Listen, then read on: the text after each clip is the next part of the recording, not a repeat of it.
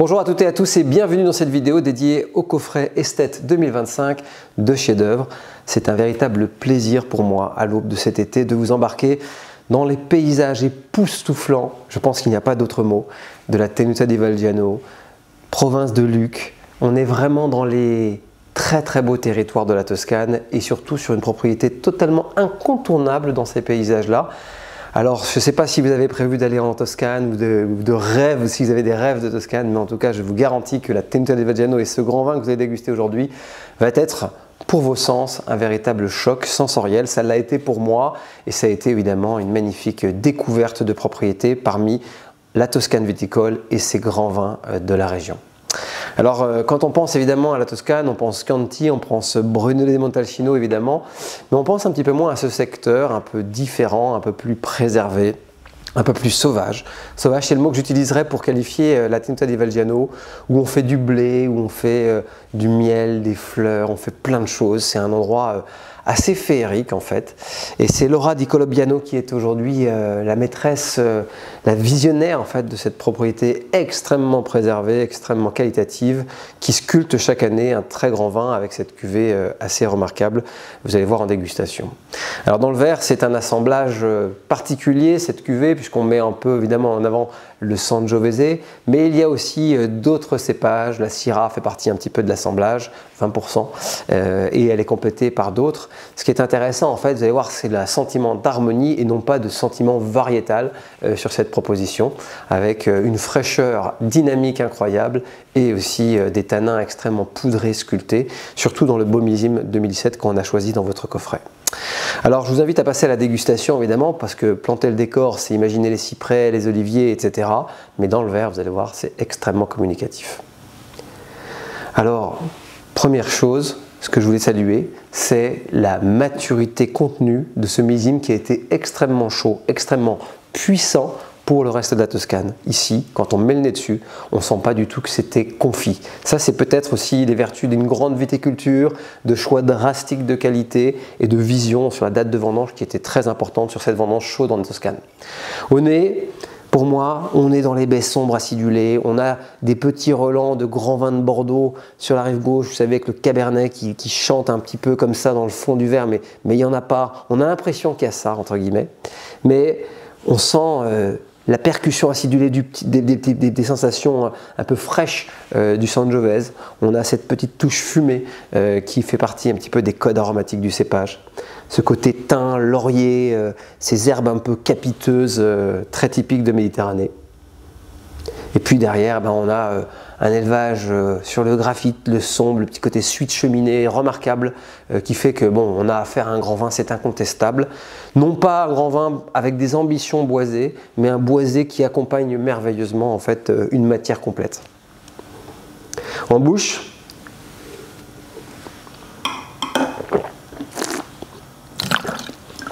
personnellement, c'est un crush énorme pour moi. Les petites instances de sauge, de pain payenne, de sensations un peu mentholées qui se mêlent à un fruit plein, profond, persistant. On a des reliefs salivants toniques, mais on n'a pas de tanins brutaux derrière. C'est ça qui est assez stupéfiant. Et on a un poudré en fait de la matière qui fait que waouh. Donc on a un vin en fait qui est plutôt structurel, mais qui est extrêmement salivant et avec une persistance très longue. Et c'est ça qui est assez absorbant dans cette cuvée. C'est pour ça évidemment que le coup de cœur est présent. Alors la Tenuta di Valgiano, c'est ça en jeunesse, parce que là c'est les millésimes qui sont commercialisés en ce moment. Je vous laisse imaginer un petit peu la vision, hein. Vendre des vins 7-8 ans après la récolte, c'est quand même assez exceptionnel. Mais c'est surtout des vins qui vieillissent admirablement. Et moi j'avais des vieux millésimes quand je travaillais Royal Monceau. Et ça, je peux vous assurer qu'il faut garder cette bouteille ou se projeter pour imaginer un petit peu comment tout cela évolue. En tout cas, ce 2017, vous l'avez compris, la dégustation, si vous l'avez goûté avec moi, il est très en forme et il ira très loin. Mais c'est surtout un millésime qui est encore en plein, avec 15 ans devant lui. Donc il faut avoir ça en tête. Alors en accord mets et vins, franchement, vous avez l'embarras du choix. Moi j'aime bien travailler un petit peu les viandes de goût avec ce Latentel Vagiano. L'agneau fonctionne très très bien. L'agneau, piment d'Espelette, un peu de tomate séchée, des sensations comme ça. Ça peut être évidemment une piste sensorielle aromatique remarquable. Ça peut être évidemment aussi des viandes un peu plus appuyées, du pigeon, des choses comme ça, avec des fibres un peu, quelque chose d'un petit peu sanguin, du canard bien entendu, qui sera très efficace. Mais c'est surtout aussi un vin que j'aime bien marier moi avec des plats typiques de Toscane ou voilà, une zuppa di papa, une concentration de tomates, des choses comme ça, une belle lasagne. Soyez créatifs, faites des choses, peut-être un clin d'œil évidemment à ces paysages toscans, mais allez chercher évidemment des aromatiques qui répondront à tout cela. Et bien sûr, vous les trouverez dans les compositions de vos paniers du marché en Méditerranée. Voilà, alors vous avez coché une case, Latentel Vagiano, c'est une des pierres angulaires d'un des secteurs importants de Toscane. Et évidemment, on était très fiers avec l'équipe de Shader de pouvoir vous présenter dans ce coffret esthète cette merveille de Toscane. On espère évidemment que vous avez plu. Sur ces mots, merci de votre attention et à tout de suite pour un autre petit tour, vous allez voir, très excitant en Autriche. Je retrouve donc pour la curiosité de votre coffret esthète qui, je vous le rappelle, était basé sur un parcours dans la vieille Europe viticole, une véritable découverte, un coup de cœur émotionnel et sensoriel de toute l'équipe de Chef d'œuvre et qu'on est très fiers évidemment de partager avec vous, puisque on ne déguste pas très souvent des vieux rouges autrichiens, des vieux rouges, c'est-à-dire des vins à maturité d'Autriche, faute évidemment de les trouver sur le marché, mais peut-être aussi par manque évidemment de sérénité quand on croise une bouteille comme ça. Alors je suis très heureux de vous faire déguster un Saint-Laurent de la famille Rheinisch ici, un très très beau domaine, peut-être un des meilleurs producteurs rouges d'Autriche et un millésime à maturité autour d'un cépage que nous n'avons pas en France. C'est toute la promesse évidemment de ce coffret. Alors pour remettre un petit peu dans le contexte, il faut repenser un petit peu au Saint-Laurent d'abord pour comprendre un peu ce que vous avez dégusté. Le Saint-Laurent, c'est un cépage qui peut être dans l'histoire être originaire soit d'Alsace, soit d'Autriche, soit d'Allemagne. On n'est pas totalement sûr sur son épigénétique et sur ses origines. Mais la seule chose dont on est assez sûr en tout cas, c'est qu'il a des parentalités, des cousinages sensoriels avec le pinot noir qui sont assez forts. Et donc je suis content de vous faire déguster ça parce qu'en tant que Burgundy lover et sachant que le domaine fait également des très beaux pinots noirs, le cousinage à maturité pourrait être sur cette bouteille extrêmement intriguant pour vous. Et donc dans cette région de Thermenregion, qui est la partie un petit peu centrale de l'Autriche, on fait, sachez-le en tout cas, des vins extrêmement savoureux, extrêmement riches en sensations et qui vieillissent très très bien. Et donc ça c'est la première des choses.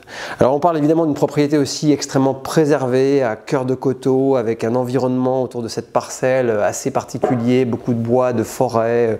On a évidemment ce caractère un peu sauvage des Carpates, la limite, sur la topographie du domaine.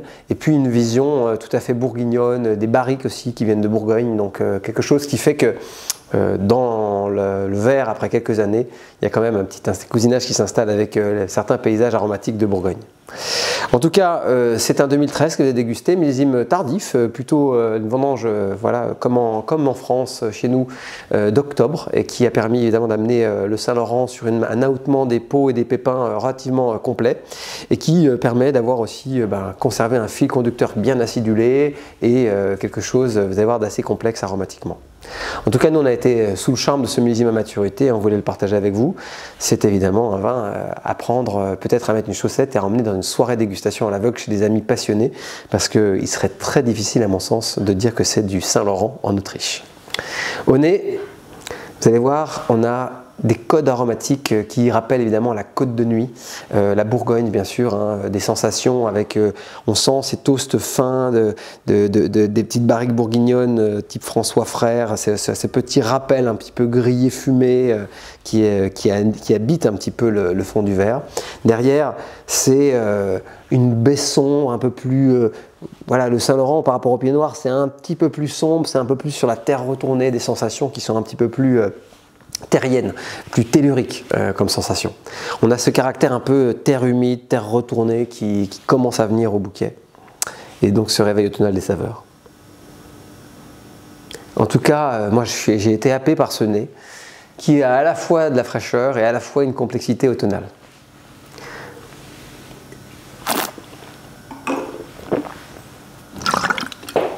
C'est un vin qui en structure alcool Rappelle la Bourgogne, 13,5. Conduction acidulée, la même. Les tanins, quasiment les mêmes. En rétro-olfaction, vous dites, si je vous dis que c'est un vieux Gevrey chambertin vinifié et grappé d'un domaine connu de Gevrey, je pense que vous pourriez y plonger dedans. Eh bien c'est ça, c'est un petit peu les sensations que j'ai. Ce côté un peu grillotine, acidulé, baie sombre, terre humide, léger réveil sensoriel aromatique évolué. C'est ça qui est intéressant et intriguant dans cette cuvée et qui donc nous rappelle un petit peu qu'il y a d'autres territoires et d'autres trésors à sourcer dans la vieille Europe. Parmi évidemment eux, il y aura le Saint-Laurent bien né d'Autriche.